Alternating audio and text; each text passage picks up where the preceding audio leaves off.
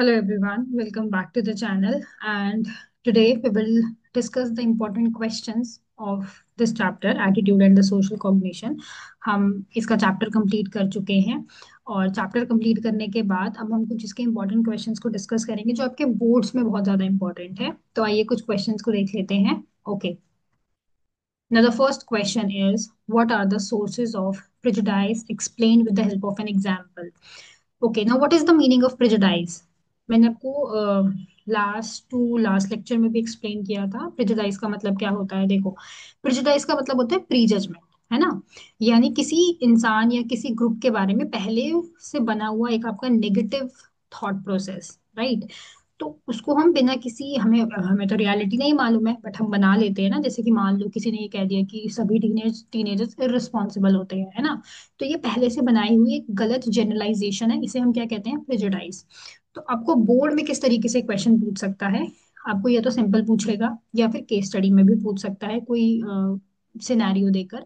तो प्रेजुडाइज में आपको लिखना कैसे है, सबसे पहले आप इसकी डेफिनेशन को एक्सप्लेन करेंगे कि प्रेजुडाइज होता क्या है।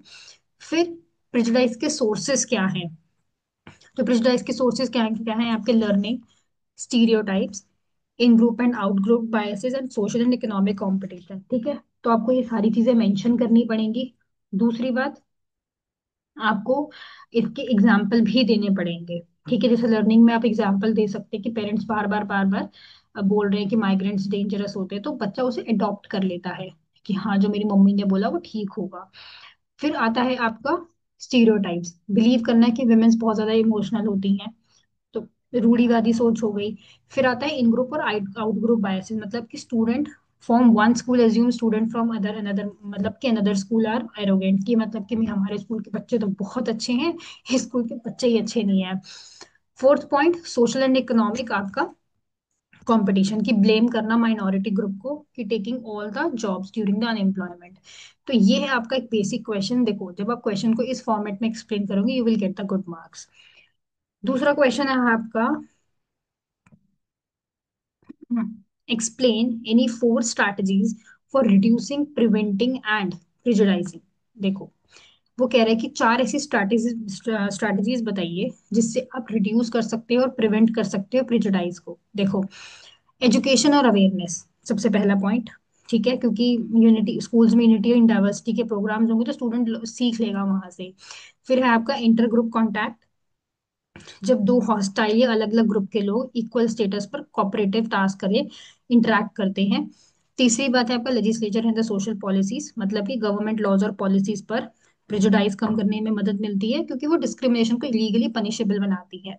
आप ये पॉइंट मेंशन कर सकते हो। और इन्फोर्सिंग द सोशल आपका नॉर्म्स। देखो, सिंपल सी बात है, अगर आप एंटी डिस्क्रिमिनेशन लॉज को लेके आओगे, थोड़ा सा उसको प्रिवेंट करने की बात करोगे, मतलब कि जब सोसाइटी में सभी को इक्वल अपॉर्चुनिटीज मिलती हैं तो डिस्क्रिमिनेशन ऑटोमेटिकली कम हो जाता है।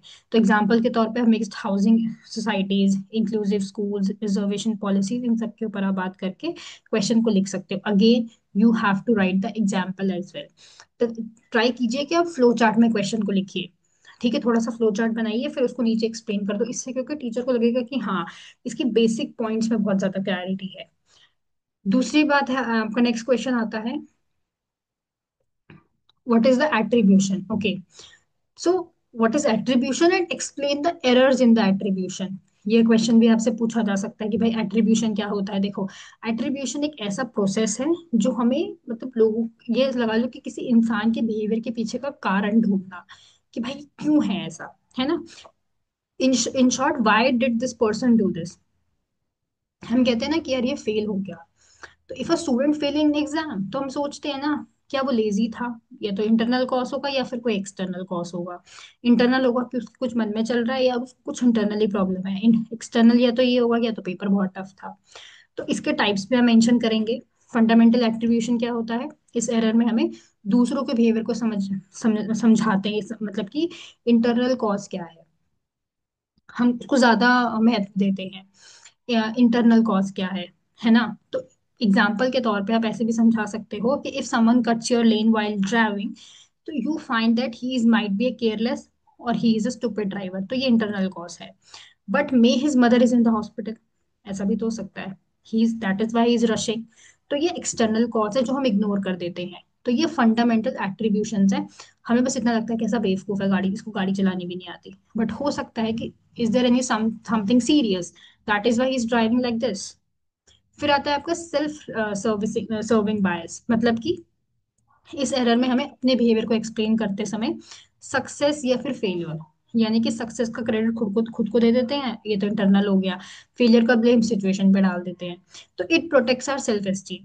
तो might be if you score well I studied hard, if you fail teacher unfair थी, पेपर ही टफ था। बच्चे बोलते हैं ना, टीचर ही ऐसी थी, पेपर ही अच्छा नहीं बनाया, है ना। So like this. So this is the basic concept. Next question है आपका, describe the process of attitude change through the persuasion. देखो, अब ये क्या है। देखो, परसुएशन एक ना इंटेंशनल अटेम्प्ट है किसी के बिहेवियर को चेंज करने का, बातचीत करके। ठीक है। तो इसमें आपके मैसेज के करेक्टरिस्टिक्स भी हो सकते हैं, कि मतलब कि आप इमोशनल अपील कर लो, किसी से आप लॉजिकल बात करो, एक वेल स्ट्रक्चर्ड तरीके से उसके साथ आप एक कॉन्वर्सेशन कर सकते हो, या फिर आप सोर्स करेक्टरिस्टिक कर देते हो, कि मतलब कि ट्रस्ट वर्दीनेस हो, right. Second thing, source characteristics and the target characteristics, they both are different. कभी कभी बच्चों को लगता है कि एक ही तो बात है, नहीं। देखो, यहाँ पे आपकी क्रेडिबिलिटी आ जाती है सोर्स करेक्टरिस्टिक्स में, मतलब कि आपकी एक्सपर्टीज कितनी है, आपके बात करने का तरीका कैसा है। ठीक है। और टारगेट में आता है कि आप किस उम्र के लोगों को टारगेट करके बात करना चाह रहे हैं, है ना। तो young people are more open apart from older ones. तो दूसरा, आप मॉडरेट सेल्फ एस्टीम को देखिए, प्रायर नॉलेज कितनी है, इन्वॉल्वमेंट कितना है, और इन सारे फैक्टर्स को आप डिटरमाइन कीजिए। तो इस तरीके से इस आंसर को फ्रेम कीजिए। देखो, ये मत सोचो कि पेज भरने हैं तो ये टीचर नंबर देगा, नहीं। Psychology is very very logical, you will not right any kind of story in the psychology paper, you have to write the particular things. It's just like a science. Psychology is like a science. Okay, you have to write what is the logic behind that. आप बिना किसी logic के paper में नहीं लिख सकते। Next is, okay, this is also very interesting question, ये भी आपके पेपर में पूछा जा चुका है। Okay, discuss the role of social media in the attitude formation. This is very famous question, और इसमें से केस स्टडी भी बन के आ जाती है कभी कभी इस टाइप के क्वेश्चन से, है ना। देखो, all are in the platform of social media, right? So social media has become the one of the most strongest tools influencing how people think, कैसे सोच रहे हैं, कैसा बिहेव कर रहे हैं। तो it might affect the attitude as well, है ना। हम रिपीटेड एक्सपोजर में जा रहे हैं, बार बार होता है ना, इंस्टाग्राम पे बैठे हैं, पता ही नहीं लग रहा 2 घंटे कहाँ चले गए, है ना। इन्फ्लुएंसर के और ओपिनियन से ही बड़े वो रखे हैं, उनकी बातों को सुन के बड़ा वो रहे हैं। इन्फ्लुएंसर ने बोला है कि ये वाली क्रीम लगाएंगे तो हम ऐसे हो जाएंगे, सो हम वो एटीट्यूड को अडॉप्ट कर लेते हैं। दूसरा है सोशल नॉर्म। एक लाइक और कमेंट और शेयर से हम कितने ज्यादा सोशली अप्रूव मानने लग जाते हैं अपने आप को, है ना। हम लोगों को पुश कर रहे होते हैं सिमिलर एटीट्यूड अडॉप्ट करने के लिए, फिल्टर और बबल्स लगा के हम कितने खुश हो रहे होते हैं, है ना, कि मुझे वो देख रहे हैं और मुझे वो इंडोर कर रहे हैं। तो this is like that. So emotional content, post को यूज करना इमोशंस को लेके, आर मोर पोर, मतलब लोग आजकल देखा है ना, इमोशनल स्टंट्स खेलते हैं so that people will attract more towards them, so that they will increase their followers, like and share. So this is the main problem of today's generation. तो ये question important है, you must have to go through this question very well. Next है आपका, describe the process of attitude change to the persuasion. तो वो पूछ रहे हैं कि आप एटीट्यूड को कैसे चेंज कर सकते हैं।